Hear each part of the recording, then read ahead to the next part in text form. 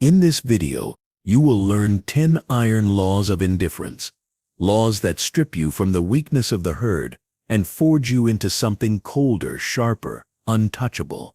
The average man will collapse under insult, drown in opinion, burn with rage, and cling to ghosts. You will not. You will master silence, set boundaries of iron, turn criticism into fuel, and let go of every chain that does not serve your rise. This is not philosophy for dreamers. This is a weapon for rulers. If you practice these laws, you will no longer live at the mercy of others. You will command yourself. And in commanding yourself, you will command everything else. If you are ready to step fully into this discipline of kings, to live calm, cold, and untouchable, while the weak tear themselves apart, subscribe and claim your place in the doctrine of indifference. Law 1. Do not let words define your worth. Most men are slaves to words. A single insult cuts them open. A careless remark shatters their confidence. A whisper of gossip poisons their mood for days. They imagine themselves strong, yet their state of mind hangs on the tongue of others. What kind of sovereignty is that? To be ruled by words is to be ruled by air, cheap, weightless, fleeting. Machiavelli observed that men are moved more by appearances than reality. Words are weapons of appearance. They cost nothing, yet they topple the weak, because the weak allow them to. The insult itself has no power. The mockery itself is nothing. It is the reaction that gives them strength. When you rage at words, you prove they have pierced you. When you defend against them, you confess their truth. When you brood over them, you grant them life long after they were spoken. In every case, you hand your enemy victory without him ever lifting more than his tongue. The strong man cannot be owned this way. He does not bend under insult, nor does he rise under praise. He knows that to be defined by others is to be shackled. Their scorn cannot touch him, because he never accepted their judgment as sovereign. Their compliments cannot sway him, because he never depended on their validation. His worth is his own decree, not a public vote. Picture the man publicly mocked. The weak man bristles, his voice trembling as he scrambles to justify himself. The crowd sees it, and the mocker's blade cuts deeper because the wound is visible. But the ruthless man is unmoved. He lets the insult hang unanswered, his face carved in stone, perhaps with the faintest smile of disdain. Instantly, the balance shifts. The crowd sees it, too. The attacker looks desperate, grasping for attention, while the target stands untouchable above the noise. The insult collapses under the weight of indifference. Machiavelli knew that rulers survive not by being loved or hated, but by appearing beyond the reach of petty attack. Words cannot topple a throne unless the ruler himself trembles before them. Indifference is the shield that makes you invulnerable. Mockery becomes impotent. Gossip turns to noise. Even praise loses its ability to seduce, for praise is as dangerous as insult. Both are chains if you need them. The man who no longer bends to words becomes dangerous. His enemies cannot provoke him. His allies cannot manipulate him. The herd cannot sway him. He becomes a fortress of self-command. And in time, his reputation grows. He cannot be rattled. He cannot be reached. That alone terrifies those who would oppose him. For a man immune to words is a man who cannot be controlled. Never forget, words are only air. But once you let them carve into your identity, they become chains. Break those chains. Strip words of their power. Accept only your own judgment as sovereign. Then you will walk untouchable through a world of chatter, while the rest remain prisoners of the tongue. Law 2. Reactions are a choice, not a command. The average man is a slave to his emotions. He imagines himself strong, but one insult unmasks him. A single sneer, a careless remark, and his mask cracks. He rages, he argues, He flails. His enemies smirk, because with almost no effort, they have revealed where to strike. Every burst of anger, every defensive outburst, every trembling explanation is not power but surrender. He has confessed his weakness before the fight has even begun. The truth is this: no one can make you angry. No one can force you into outrage. What others do is present a stimulus. What happens next is entirely your choice. If you react, you have already surrendered your sovereignty. You have declared to the world that your state of mind is not your own, but can be stolen by anyone clever enough to provoke you. And what kind of man allows himself to be owned so cheaply? Outrage is never strength. It is exposure. When you shout, when you spit fury, when you clench your fists, you are not intimidating anyone. You are informing them. You are handing your enemy a map of your vulnerabilities. He knows now what words break your calm, what gestures cut you open, what tone unravels your composure. You may believe your anger shows that you are dangerous, but in truth, it proves that you are predictable, and predictability is death to power. The man who wishes to rise above this pitiful state must learn the discipline of indifference. He must treat emotions like unruly soldiers and force them into order. A feeling may flare within him, but it never marches without his command. The insult, the slight, the betrayal, they arrive, but he does not dance for them. He waits, he watches, he calculates. The delay alone terrifies those who confront him. For most men are reactive. They cannot stand silence. They erupt instantly, exposing themselves like prey startled in the grass. But the predator does not startle. He observes, he waits, and when he finally moves, it is deliberate and devastating. Imagine standing in a crowded hall. A rival hurls an insult at you, sharp and public, meant to humiliate. Every eye turns to see your reaction. This is the trap. If you rage, you prove him right. If you explain, you stoop to his level. If you defend, you confess the wound.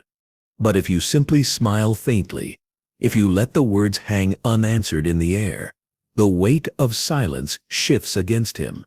He grows uneasy, desperate for a reply that never comes. The audience senses it too. He looks like a child begging for attention, while you appear untouchable. In that moment, his weapon has broken in his own hand, and without striking back, you have already won. This is the art of choosing reaction, instead of being commanded by it. To pause before responding is not weakness, but mastery. Each heartbeat of silence is power, because it belongs to you, not to the one who tried to provoke you. And in that silence, you gain the luxury to decide whether this moment deserves action at all. Often, it does not. Most attacks are beneath you, and nothing humiliates an enemy more than indifference. A man ignored is a man erased. Machiavelli warned that rulers who cannot master their own impulses are ruled by others. He understood that a prince who lashes out reveals his fragility, while one who holds still creates fear. Delay, silence, and choice are not passivity. They are strategy. They make you unreadable, and unreadability is a weapon deadlier than rage. What begins as discipline becomes reputation. In time, men will whisper that you cannot be rattled, that insults slide from you like arrows against steel. Enemies will hesitate to attack, because they know it will cost them their dignity and gain them nothing. Allies will look to you for stability, for the strength of a man who never loses himself to the chaos around him. And those who once thought to provoke you will find themselves unnerved by your calm, as if facing something colder and deeper than they can comprehend. To react impulsively is to confess weakness. To choose your response is to declare supremacy. When your emotions obey you and not the world, you cease to be prey. You become the predator who cannot be provoked, the ruler who cannot be moved, the man whose silence cuts deeper than anger ever could. Master this law, And no insult, no betrayal, no act of malice will ever unseat you again. Law 3. Stop expecting others to act like you. The greatest source of disappointment is not betrayal itself, but the delusion that others should live by your code. Weak men expect loyalty because they are loyal, honesty because they are honest, respect because they give respect. When these expectations collapse, they whine, they rage, they wallow in self-pity. They say, "I would never have done that to him." Pathetic words. The world does not revolve around what you would do. Machiavelli warned that men are driven by self-interest above all else. They are not noble. They are not consistent. They act according to their needs, fears, and desires, not yours. To expect them to mirror your values is as foolish as expecting the storm to obey your wishes. The storm destroys, because that is its nature, and men betray, deceive, forget, and disrespect for the same reason, because it is in their nature. The strong man discards expectation and sees men as they are. He does not weep when a friend proves selfish, nor does he rage when an ally fails him. He expected it already. He is never shocked, never blindsided, never disarmed. When loyalty appears, he takes it as fortune, not entitlement. When betrayal comes, he nods unmoved, because he built his strength on the certainty that it would. Think of the fool who trusts everyone to treat him as he treats them. Every slight cuts him deeply. Every disappointment drains him. His life is an endless series of wounds because he insists the world should reflect him.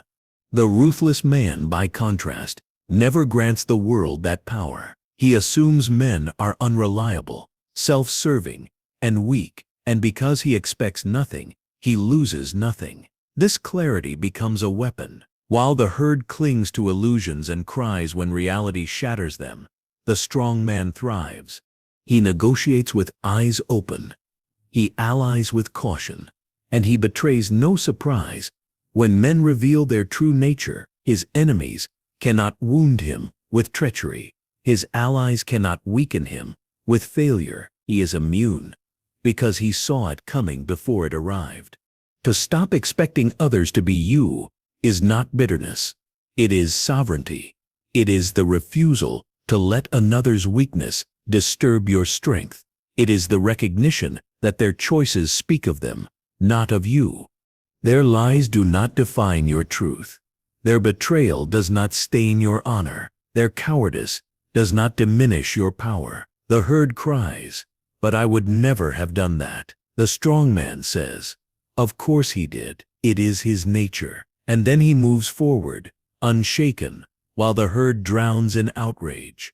Never forget, when you expect loyalty, betrayal destroys you. When you expect betrayal, loyalty surprises you. In that reversal lies indifference, and in indifference lies freedom. Law 4. Let go of the need to always be right.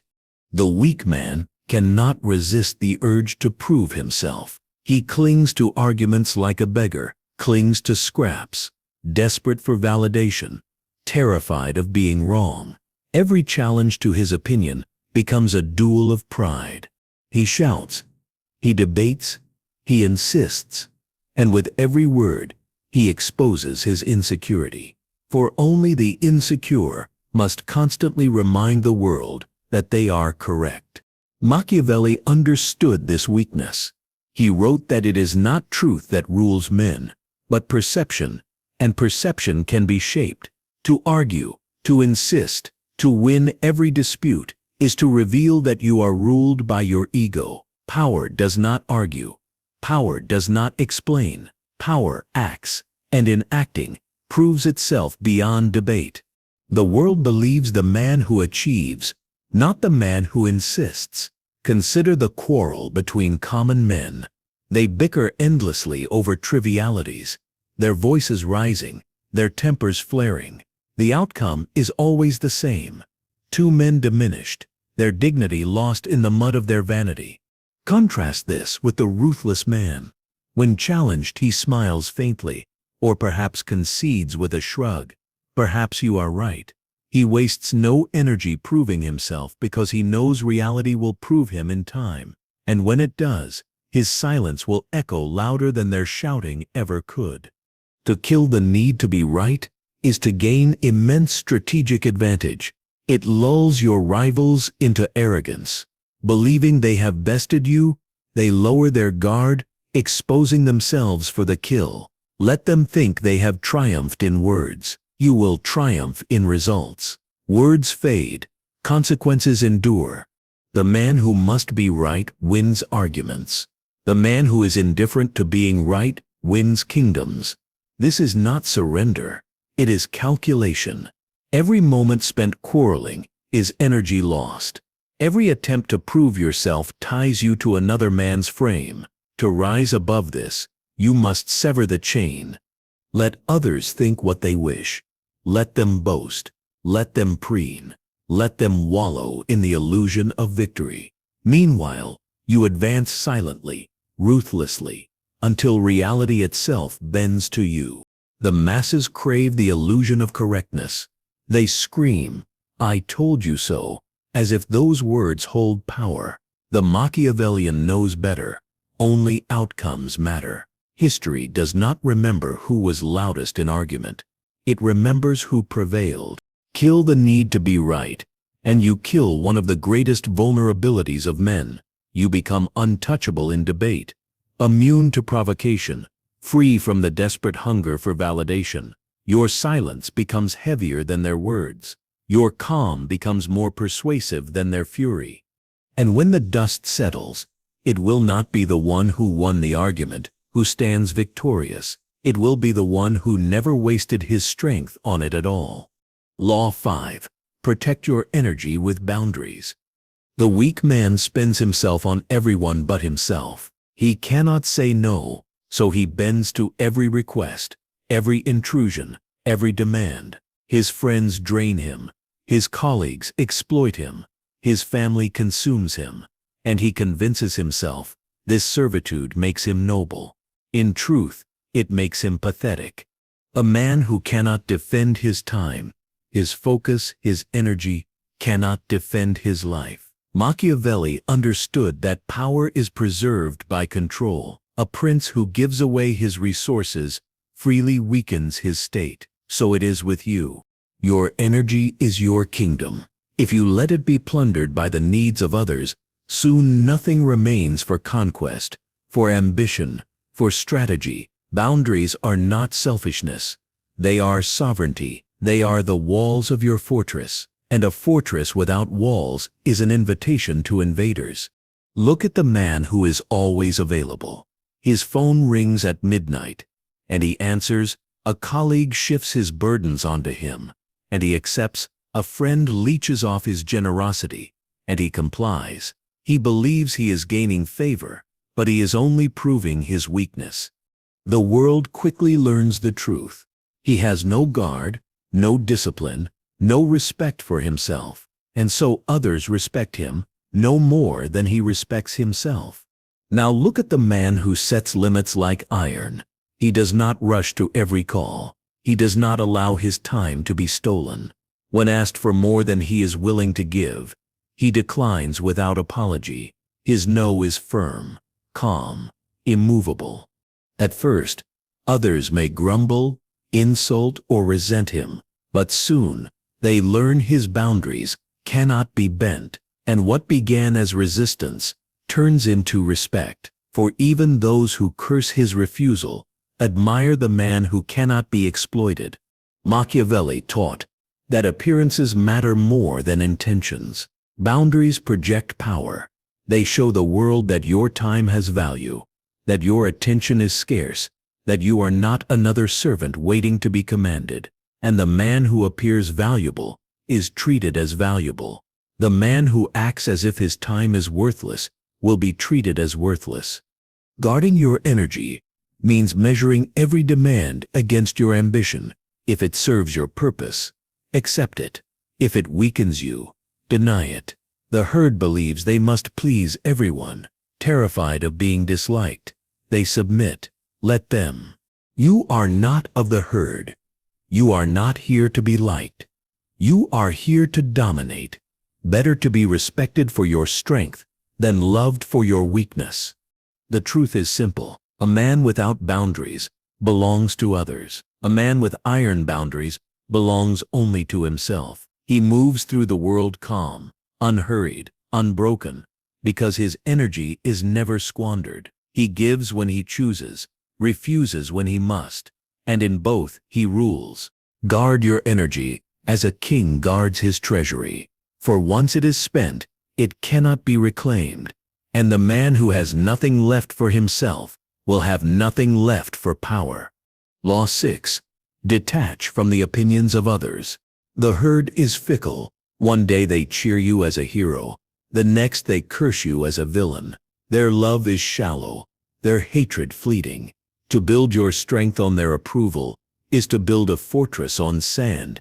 It collapses with the tide. Weak men live for the crowd's applause, trembling at the thought of its disapproval. In doing so, they reveal the truth. They are not leaders, but beggars. They do not rule. They plead to be accepted. Machiavelli understood this clearly. The opinion of the masses is a tool, not a master. The ruler who bows to it is doomed, but the ruler who manipulates it can wield it like a weapon. The difference is detachment, to care nothing for praise or scorn, to be unmoved by either, is the mark of sovereignty. Only then can you bend perception to your advantage without being bent by it. Think of the man who presents an idea and hears mockery. The weak man flushes red, scrambles to explain, burns with shame. The herd has wounded him, and because he reacts, the wound deepens. But the strong man smiles faintly, or does nothing at all. Their laughter rolls off him like rain on stone, and soon the laughter turns uneasy. For what kind of man remains unshaken when ridiculed? The answer, a man above them. To detach from opinion is not to ignore information. Even insult can be useful. It reveals envy, weakness, or fear in those who hurl it. But it is intelligence, not identity. You gather it, use it, and discard it. You never wear it. You never let it shape who you are. For once the crowd can sway your self-perception, you are theirs. They will push you one way with praise, another with scorn, and in the end you will have no will of your own. Machiavelli advised rulers to accept being thought cruel if cruelty preserved their power. Let them call you arrogant, cold, ruthless, foolish. It costs you nothing. Appearances are malleable. Reality is yours. What matters is not that they approve of you, but that they cannot move you. The ruler who fears being hated is enslaved by fear. The man who shrugs at both hatred and love is untouchable. Detach from the opinions of the herd, and you sever one of the deepest chains of weakness. You become immune to mockery, indifferent to praise, free from the hunger for validation that consumes lesser men. In time, this detachment itself becomes legend. The herd whispers, he cannot be rattled, he cannot be swayed, and though they may never love you, they will fear you, and fear, as Machiavelli taught, is more reliable than love. Law 7. Respond with silence, not anger. Provocation is bait. It is a trap set by those who want to expose you, to see you lose composure, to drag you down to their level. The weak man falls instantly. He spits insults, raises his voice, and thrashes like a fish caught on a hook. He believes his anger proves his strength, but it only proves he is predictable. He dances to the tune of his enemy, a puppet with strings pulled by words. The strong man does not take the bait. He understands that silence humiliates more than fury. When insulted, he does not rush to defend himself. When mocked, he does not snap back. He lets the words rot in the air, unacknowledged, unreturned. The aggressor grows desperate, louder, uglier, exposing himself, while the target remains untouchable. To speak in such moments is to descend into the mud.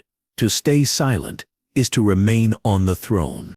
Machiavelli wrote that a ruler must learn to appear composed even in turmoil. Silence is that appearance, weaponized. It suggests control, calculation, mystery. The attacker cannot tell if you are plotting revenge, if you consider him beneath notice, or if you are simply immovable.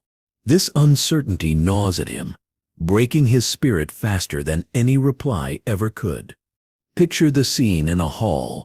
Your rival hurls insult after insult, hoping to rattle you before an audience. The fool would answer in kind, creating a spectacle that diminishes him both ways. But you, your eyes remain steady, your lips closed, your posture unchanged. The crowd watches the imbalance unfold. One man raging, the other unmoved. Who looks stronger? Who commands the room? It is not the one shouting. It is the one who never needed to. Silence is not passivity. It is dominance. It starves anger of fuel. It forces the aggressor to reveal more than he intended. And when you finally choose to speak after long restraint, your words fall with the weight of iron, because they are rare, deliberate, and unclouded by impulse. Machiavelli understood that appearances of control are more powerful than declarations of control. The man who rages looks weak, but the man who withholds looks dangerous. No one knows what he is thinking. No one knows when he will strike. And in that uncertainty lies fear. Answer provocation with silence, and you turn every insult into a mirror that reflects back on the one who spoke it. You reveal nothing, you lose nothing, and you preserve everything. The herd cannot grasp this discipline. They are addicted to noise, enslaved by reaction. Let them bark. You will not. Your silence will cut deeper than their words, and your composure will remind them all that you are above their reach. Law 8. Practice gratitude to dissolve anger. Anger blinds men. It consumes their judgment, weakens their discipline, and makes them reckless. A man burning with rage cannot think, cannot plan, cannot win. He lashes out, revealing his hand before the game has even begun. Machiavelli warned that passion is the enemy of calculation. To rule oneself, one must suffocate anger before it takes root. The tool to accomplish this is unexpected. Gratitude. Do not mistake gratitude for softness. In the hands of the weak, it is sentimental nonsense, a mask for cowardice. But in the hands of the ruthless, it is a weapon, a counter to fury, a shield against despair. When everything seems to conspire against you, when betrayal or insult tempts you into blind reaction, gratitude reframes the moment. Instead of raging at what you lack, you recognize what remains under your command. Instead of burning energy on resentment, you fortify yourself with perspective. This shift does not make you gentle. It makes you untouchable. Picture the man trapped in traffic, late for a meeting that could shape his future. The fool slams the wheel, curses at the cars, drowns in rage. But the disciplined man breathes and recalculates. He still has a car. He still has a destination. He still has options. He wastes no time thrashing against what cannot be changed. His calm preserves his clarity, and clarity preserves his power. The herd is furious. He is already adjusting strategy. Who wins? Gratitude is not bowing to fate. It is claiming sovereignty over perspective. It dissolves anger because anger feeds on fixation. The more you fixate on what offends you, the more power it gains. Gratitude severs this loop, redirecting focus from the insult to the advantage, from the loss to the lesson, from the moment of weakness to the reservoir of strength still untouched. The enemy believes he has provoked you. Instead, you grow colder, clearer, more dangerous. Machiavelli knew that a ruler survives not by indulging emotion, but by mastering perception, first of others, then of himself. Gratitude trains you to look beyond the wound and see the opportunity hidden beneath. Betrayal reveals a disloyal ally. Good. Now you know who cannot be trusted. Failure exposes a weakness. Good. Now you know where to fortify. Mockery exposes envy. Good. Now you know you are feared. With this frame, anger becomes unnecessary. You turn every strike into intelligence. The herd cannot do this. They fume. They sulk. They complain of injustice. They drain themselves fighting shadows. But the Machiavellian turns each misfortune into fuel. He thanks the storm for testing his walls. He thanks the enemy for revealing himself. He thanks hardship for sharpening his resolve. Gratitude is not about peace. It is about supremacy. When you weaponize gratitude, nothing can provoke you. Insults become empty. Betrayals become lessons. Losses become training. Anger withers because there is nothing left to feed it. You remain calm, not out of weakness, but out of ruthless calculation. You conserve your energy for strategy, not tantrums, and in that calm, you outlast, outthink, and outmaneuver every man enslaved by his fury. Gratitude in this sense is indifference sharpened into strength. It is the refusal to let the world dictate your state of mind. It is the recognition that so long as you draw breath, you still have power. And so long as you have power, you remain dangerous. The man who lives this way cannot be rattled, cannot be broken, cannot be baited into ruin. This is how gratitude serves the Machiavellian, not as kindness, but as armor. It starves anger, feeds clarity, and preserves dominance. With it you walk through fire untouchable, while others burn alive in their own rage. Law 9. Reframe criticism as a tool for growth. Most men crumble under criticism. A harsh word wounds their pride.